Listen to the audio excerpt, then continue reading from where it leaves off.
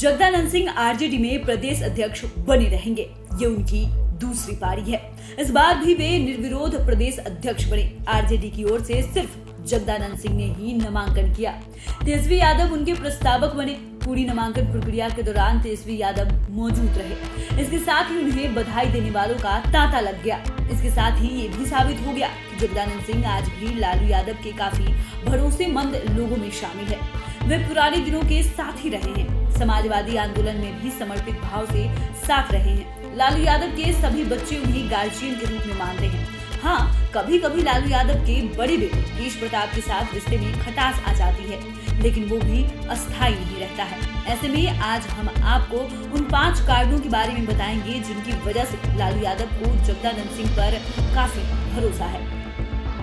लालू यादव और जगदानंद सिंह की जोड़ी बिहार पॉलिटिक्स में लगभग एक साथ की है। जनता दल बनाना हो या फिर जनता दल टूटने के बाद राष्ट्रीय जनता दल का निर्माण करना हो, जगदानंद सिंह लालू यादव के साथ बिल्कुल साए की तरह रहे हैं।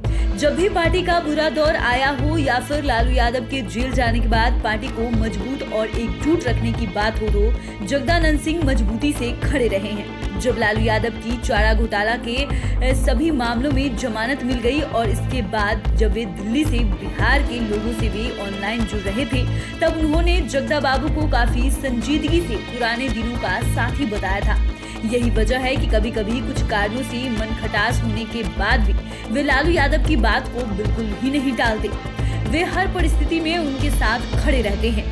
जिस तरह से सीबीआई ने लालू यादव के हनुमान कहे जाने वाले भोला यादव को गिरफ्तार किया है, ऐसी स्थिति में जगदानंद सिंह की जिम्मेवारी और बढ़ गई है। इसलिए लालू यादव ने जगदा बाबू को ही पार्टी की कमान फिर से सौंपने का फैसला किया। बता दें कि लालू यादव उन्हें जगदा भाई से ही संबोधित करते हैं। हालांकि प्रदेश अध्यक्ष के रूप में अब्दुल बारी सिद्दीकी, उदय नारायण चौधरी जैसे कई बड़े नामों की चर्चा थी, लेकिन लालू यादव को जगदा भाई ही पसंद आए। खास बात ये कि तेजस्वी यादव की भी ये पहली पसंद है।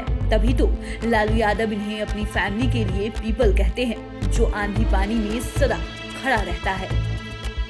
जगदानंद सिंह अनुशासन के मामले में भी फुल टाइट रहते हैं। इतनी उम्र के बाद भी एनर्जी से लबालब है। आज भी ये बिहार पॉलिटिक्स में काफी एक्टिव है और अपने सिद्धांतों और अपनी नीतियों से कभी समझौता नहीं करते हैं। जगदा बाबू कहते भी हैं कि हम अपनी नीतियों से समझौता करने वाले लोग नहीं हैं। हमारे लिए सत्ता मायने नहीं रखती है, जनता से जवाबदेही मायने रखती है। अनुशासन के मामले में इतने कड़े हैं कि लालू यादव के बेटों की भी परहेज नहीं करते। अनुशासन को लेकर ये किन्हीं के आगे नहीं झुकते हैं। जब इन्हें पहली बार आरजेडी प्रदेश अध्यक्ष की जिम्मेदारी मिली तो उन्होंने दफ्तर में नई व्यवस्था लागू कर दी। हर काम सिस्टमैटिक ढंग से होने लगा। हालांकि इसी बात को लेकर कई बार तेज प्रताप यादव से इनका मतभेद भी बढ़ा, लेकिन हर बार लालू यादव ने जगदा बाबू के साथ खड़े रहे।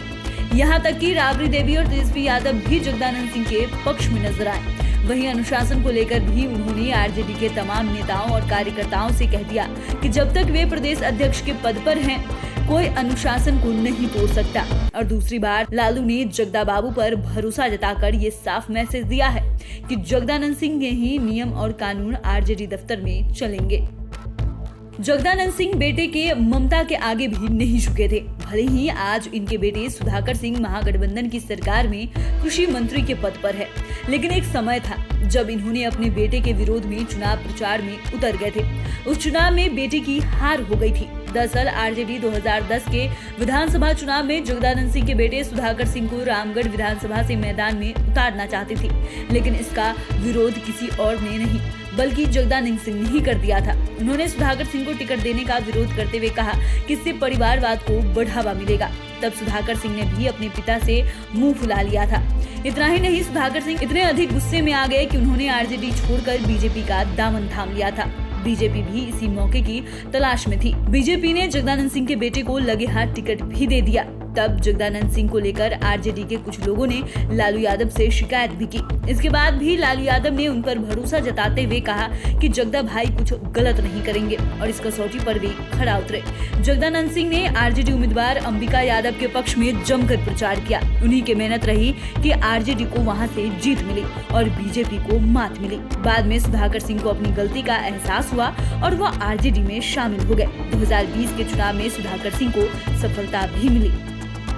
जगदानंद सिंह भले ही 77 प्लस के हो गए, उनका जन्मदिन 15 जुलाई 1945 है। इसके बाद भी किसी युवा से कम नहीं है। तभी तो वे कहते हैं कि भले ही हम शरीर से थक गए हैं, लेकिन मन में अभी भी नहीं थका हूँ। मेरा मन अभी एनर्जेटिक है। इतना ही नहीं, जगदानंद सिंह ने अपने कार्यकाल में आरजेडी में जान फूंक दी है। 2020 के विधानसभा चुनाव में इन्होंने अपनी मेहनत के दम पर पार्टी को पहले नंबर पर पहुंचा दिया। इस बात को तेजस्वी यादव भी स्वीकार करते हैं और लालू फैमिली के लोग भी इसे मानते हैं। तभी तो जगदानंद सिंह के नामांकन के बाद तेजस्वी यादव ने कहा कि जगदा बाबू पार्टी के सबसे वरिष्ठ नेताओं में से एक है और समाजवादी विचारधारा के हैं। उनके नेतृत्व में पार्टी मजबूत हुई है और पिछले 2020 के विधानसभा चुनाव में बिहार की सबसे बड़ी पार्टी का दर्जा हम लोगों को मिला। जगदा बाबू ने आरजेडी में नई जान फूंकी है। बता दें कि 2020 के विधानसभा चुनाव के बारे में आपको पता ही होगा कि उस समय लालू यादव जेल में थे। चुनाव की पूरी कमान तेजस्वी यादव के हाथ में थी। वे चुनाव प्रचार में जुटे हुए थे और लालू तेजस्वी के अब्सेंस में जगदानंद सिंह ही दफ्तर को संभालते थे। उन्होंने दफ्तर में न लालू की कमी लोगों को महसूस होने दी और न ही तेजस्वी यादव की। इसके साथ ही ऑफिस मैनेजमेंट भी बिल्कुल टाइट रहा। ये तो सब जानते हैं कि बिहार पॉलिटिक्स पूरी तरह कास्ट पर आधारित है और आरजेडी के साथ माय समीकरण का बड़ा जनाधार है। इसे विस्तार देते हुए तेजस्वी ने इस बार A to Z का नारा दिया था और इस पर अमल भी किया। इसमें सवर्णों के वोट को आरजेडी के साथ जोड़ने में जगदानंद सिंह का अहम रोल है। जगदानंद सिंह राजपूत जाति का बड़ा चेहरा है और चुनाव के समय स्वर्ण वोट बैंक में मजबूती से सिंध लगाने में भी इनकी मदद मिल रही है। बिहार की सियासत में जब महागठबंधन का दौर आया तो लालू के इस फैसले के साथ भी जगदा बाबू मजबूती के साथ खड़े रहे। इतना ही नहीं, 2020 के चुनाव के समय भी ये प्रदेश अध्यक्ष की कुर्सी पर थे और इन्होंने पार्टी के फैसले, उम्मीदवारों का सिलेक्शन और स्ट्रैटेजी बनाने में भी काफी मेहनत की। ये पार्टी के क्राइसिस मैनेजर भी हैं और जब भी पार्टी पर एक्सटर्नल या इंटरनल संकट आया तो इन्होंने उससे निजात दिलाने में भी काफी मदद की और आरजेडी के लिए संकट मोचन बन गए। तभी तो जब लालू ने इन पर भरोसा जताया तो इन्होंने कहा कि मेरा मन नहीं थका है, लेकिन शरीर थक गया है। हालांकि मैंने कभी कमान नहीं मांगी और न ही मैं किसी कमान से भागता हूँ। हमारे नेता लालू जी का जो फैसला हुआ है उसे मैं पूरा करूंगा।